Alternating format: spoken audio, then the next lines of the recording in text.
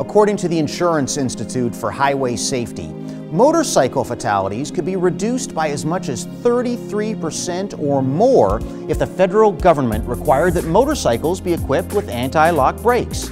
New research shows that anti-lock brake technology can make motorcycle riding a much safer way to get around. The Insurance Institute for Highway Safety states that motorcycles with anti-lock brakes had a 37% less likelihood of a crash becoming fatal.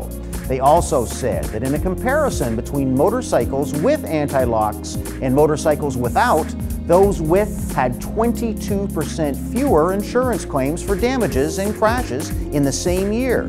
However, some believe that motorcycles equipped with anti-lock brakes could be the cause of a collision. If this is the case with you, then contact an attorney that works in motorcycle litigation. To speak with a motorcycle accident attorney, call 800-300-0001.